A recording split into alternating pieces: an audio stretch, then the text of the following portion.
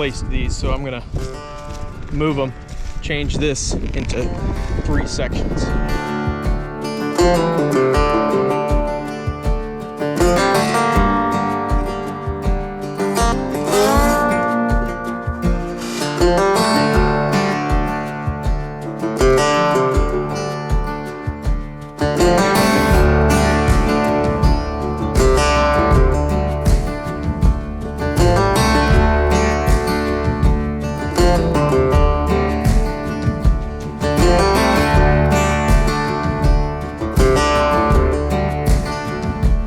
That's set up. Got these 2 wires coming across here to the small pool that spring runs. We've got the buffalo back here on the first paddock that I made last week, and as you can see, they have eaten it down well. It's not too far down, but it's trampled really good. That's exactly what we're looking for. So this paddock here, they were on it when I first let them out. They ran across this whole field, but this paddock is a lot greener than that one. So what we're gonna do now is we're gonna get some range cubes, and we're going to call them up to the top. I'm going to pull that wire down, create an opening to this paddock, and hopefully all goes smooth and they run in that opening and come back to here. Let's see. I'm going to go ahead and pull this tub across the fence line, get some minerals in it, and then pull them over.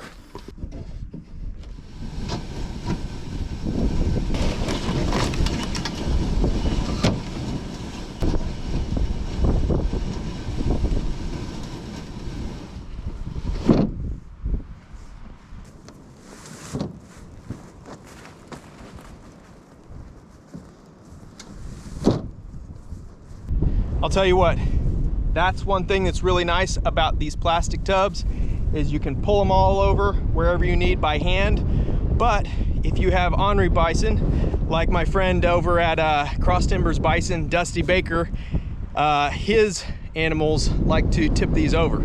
So hopefully mine don't give any trouble with them.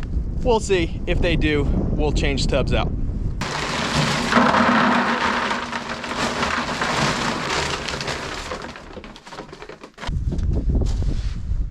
Okay, so here's the trick.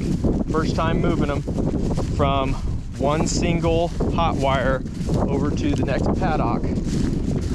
I have had experience with this with my last herd. Some of the trouble that I had is when I opened the wire up, one or multiple of them go through to the next paddock, but the other ones couldn't see the opening. And so they would tend to freak out about this wire, and they'd end up jumping over it, through it, just got really hairy.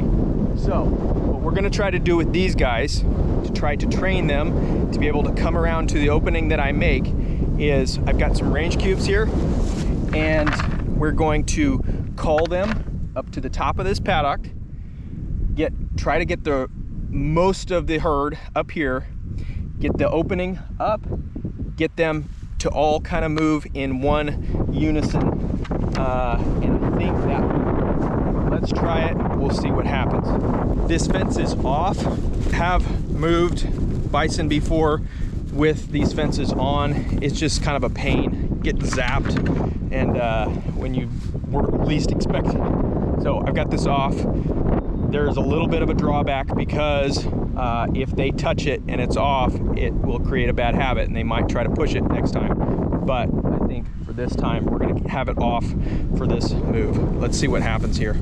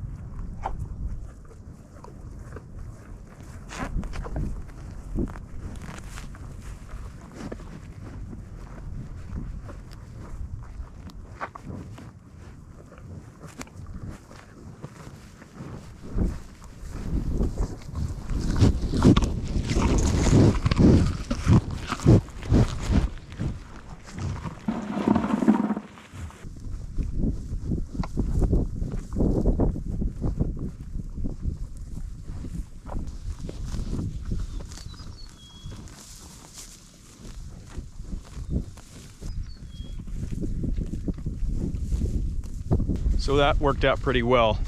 I've learned from experience dealing with these animals, and they can kind of get a little hyper when they are separated. So that's kind of why I did that way. Go ahead and put the remainder in this tub here. But that's just kind of comes from experience. You really have to deal with these animals for a little while to start understanding some of the little nuances of that. But so far so good. They have been in the single hot wire for about a week now, and it's been great. They haven't tried to test it or anything like that. Like I said, this hot wire is off right now, guys, and they are not testing it at all.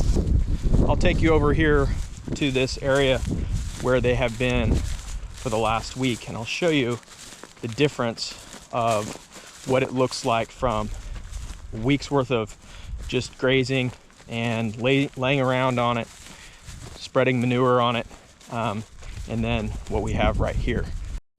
So as you can see, got this single hot wire here that's running across, and you've got this nice green pasture, and then you have this brown area.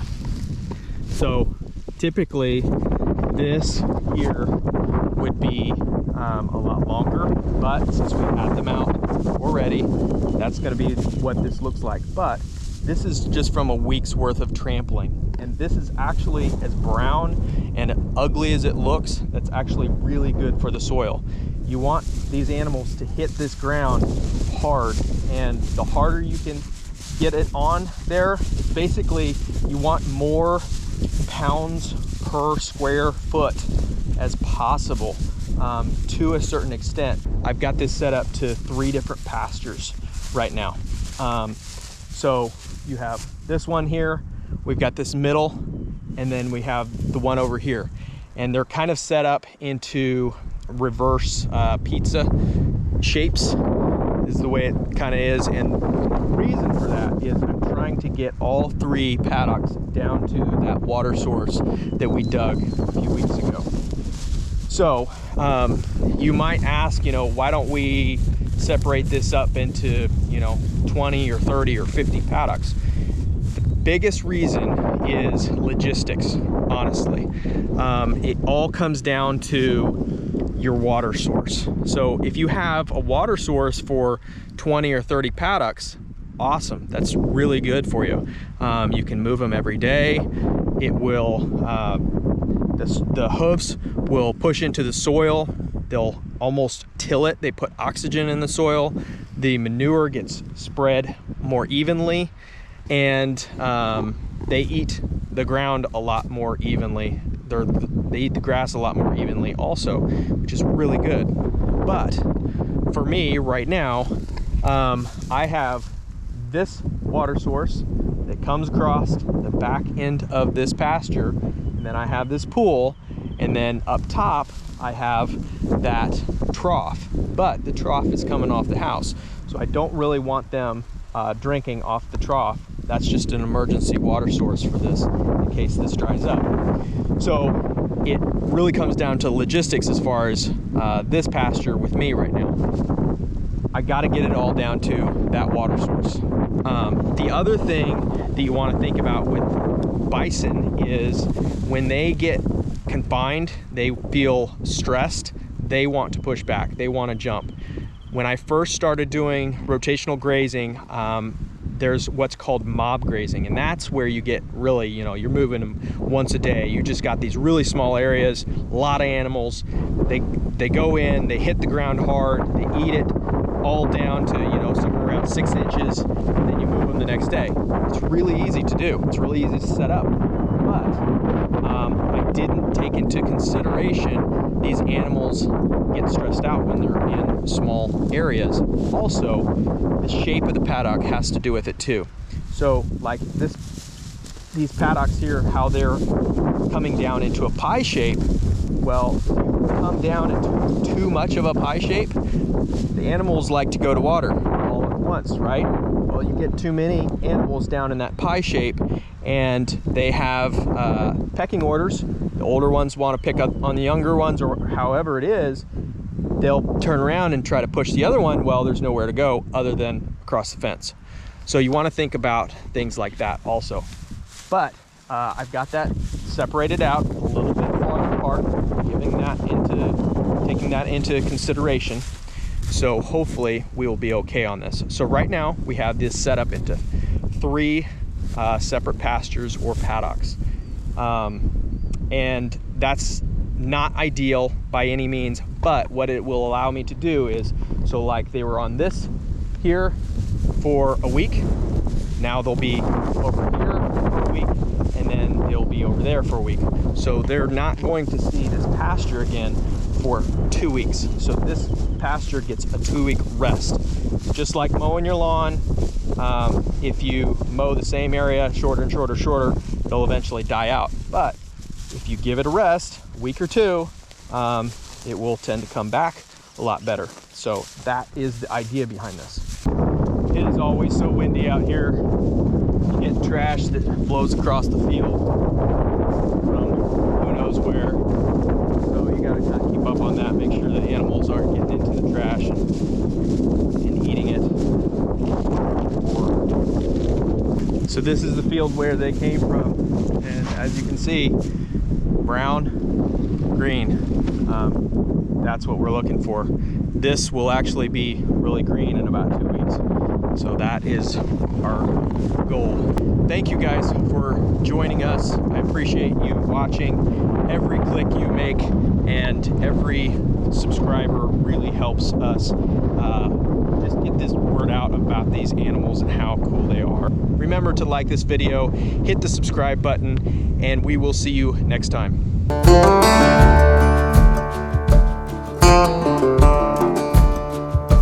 Yeah, and don't forget to plug this in, because if they find out you tricked them and this electric fence was off the whole time, they'll get out.